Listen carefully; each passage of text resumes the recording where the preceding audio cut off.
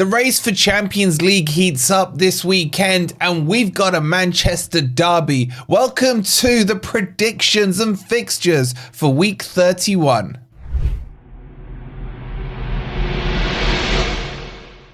Afternoon everybody, hope you're doing well and welcome to the Footy Network where we're looking ahead to week 31 in the Premier League. If you're enjoying the content, please don't forget to hit that like button and make sure you're subscribed if you are new here. And let me know who you think will win the Manchester derby this weekend. Will it be United or will Man City be able to cement a top 5 finish?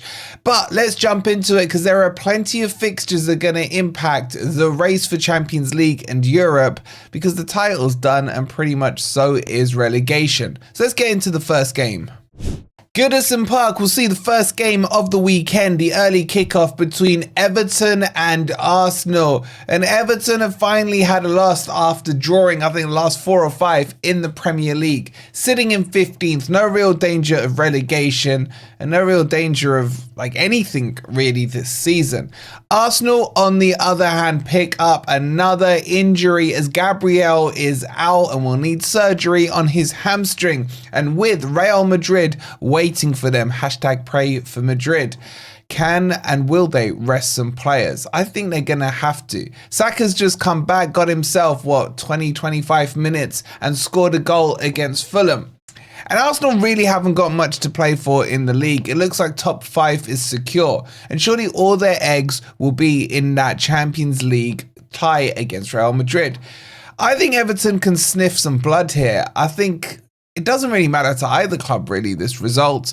But I think Everton will win this. I'm going Everton 1, Arsenal 0. And before you all berate me in the comments, think about it. Arsenal are definitely going to rest players. And Everton have only got a couple of games left at Goodison before they move to their new stadium. So they need to win some games for the Goodison loyal fans. What do you think? Do you agree with me or not? Or are you going to be like, it's just because you want to overtake Arsenal? Portman Road will see this 6-pointer as Ipswich will host Wolves. And this is last chance saloon for Ipswich. Even if they win this, they're probably still going down. But they must win this. They just beat Bournemouth the other day. When I say just, I mean as in time-wise. They comfortably beat crappy Bournemouth. And Wolves had a huge win over West Ham. Delap, though, scored the winner for Ipswich. He is going to be crucial in this game. He's going to have to get them something.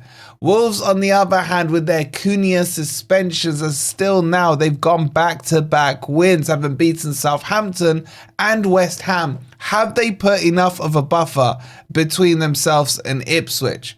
Leicester are dead in the water, so are Southampton. But if Ipswich lose this one, it's game, set and match. Just for the sake of making this Premier League relegation battle a little more interesting, I'm going to go Ipswich 2, Wolves 1. That will cut the points down to 6, the gap currently being 9. And even at that stage, I still think they go down. But who wins this one? And any one of you watching, do you see Ipswich surviving at all? Let me know in the comments. Selhurst Park will see the next game as Crystal Palace will take on Brighton. And yes, apparently this is a derby or rivalry match. Don't even get me started on the foundations of this. But these two sets of fan bases really do hate each other. Crystal Palace celebrated Forest beating Brighton and knocking them out of the FA Cup as much as they celebrated winning themselves and getting to the semi-finals. There is hatred here, so pride is at stake. Both teams, though, have struggled in their last game, with Brighton holding 3 to Aston Villa, and that's really given them a massive hit when it comes to their hopes for Champions League spots. And Crystal Palace nearly had the most embarrassing result as they had to rescue it very late against Southampton to walk away with a draw. Now, Palace are where they always are, 12th in the table, but that draw keeps their unbeaten streak of 4 in the league now. And then Brighton are in 8th place on 47 points. Probably now maybe a bit of a stretch to get Champions League, although it's still very tight up there. I don't really like Brighton, so I'm going to go Crystal Palace 1, Brighton 0. And is this really a derby match or rivalry match or whatever? What do you guys think?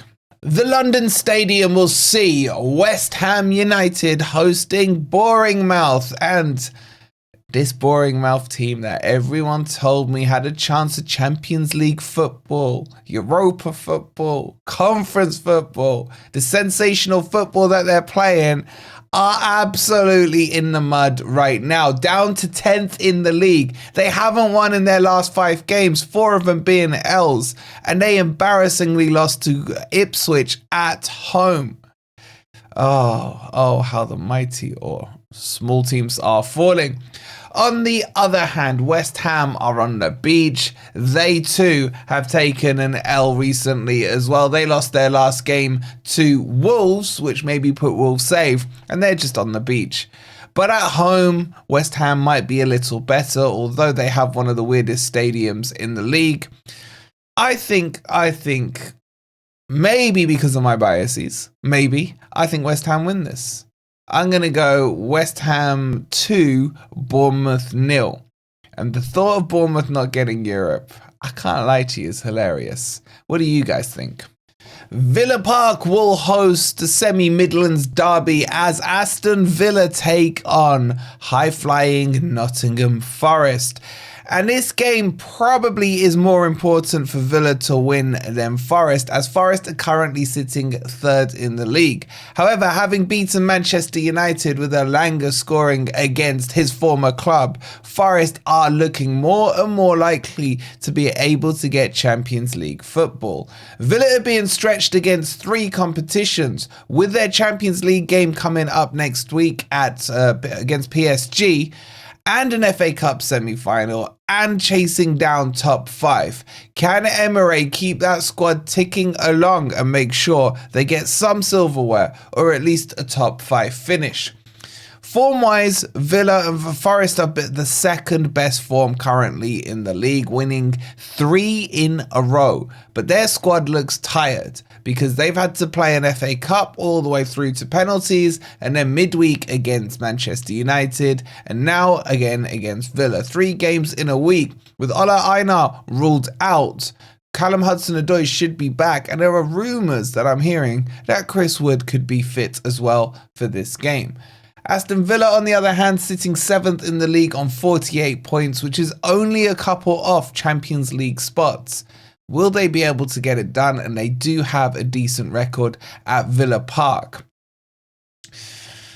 I'm going to go Aston Villa 0, Forest 0. I actually secretly, don't tell anyone, I think Villa probably could win this one because Forest are too tired. But I can't put an L next to my beloved Forest. What's your guys' prediction on this one? Let me know in the comments. The Tottenham Hotspur Stadium will see Spurs taking on Southampton. And normally this fixture would be a free win for anyone playing Southampton. But are Southampton feeling motivated? Now currently sitting 1 point behind Derby's record. Come on, Saints, you can do it. Can they get over that line? Because relegation is all but a certainty for them right now. They're fighting against Derby. Tottenham, on the other hand, at the time of recording this, will play Chelsea, where traditionally they pretty much lose every game. But they are sitting 14th in the table, in no man's land, with nothing to play for apart from pride, because all their eggs are in that European basket. With a lot of pressure on Ange Postecoglou right now, he's going to have to bring them back that silverware, or he's going to be on a one-way ticket back to Australia. This is a free win. I know Spurs have messed up against the likes of Ipswich, against the likes of Leicester, but surely even Tottenham can't mess this up. I'm going Tottenham 3, Southampton 1. But Saints, I'm begging you, get this done before the last day of the season. They were seconds away from beating Derby's record. Palace, I'm not happy with you. The BTEC Stadium will see this West London derby as Brentford will take on Chelsea. And, you know, this should really be a training event for Chelsea. I'm surprised Chelsea haven't bought Brentford out and just used them as a car park, because Brentford are that irrelevant. However, they could be a thorn in Chelsea right now, because Chelsea are fighting for those Champions League spots. And based on what happens tonight, they will need a result against Brentford, because their last few fixtures are horrific and they're going to need to pick up the points now. Chelsea currently, before playing Spurs, are sitting 6th in the league, and they're only, 1 point out with a better goal difference than Newcastle. But having played as many games as them, they definitely need these points. Brentford, on the other hand, outside shot of European football, 41 points, sitting in 11th. If they lose this one, they're done for Europe, and they are on the beach. I'm going to go Brentford 1, Chelsea 1. Maybe that's because I think Chelsea don't get the top 5. I don't know. I just feel like it's going to be a draw. I always feel like Brentford do up their game against Chelsea. But what do you guys think? Craven Cottage will see Fulham hosting Liverpool. And Fulham, it just feels to me like the bubble has burst ever since they got absolutely schooled by Palace in the FA Cup. In their recent game against Arsenal, they just looked dead and dejected. Okay, they got a consolation goal late on. And yes, Arsenal's first goal was heavily deflected and the whole narrative was about Saka returning.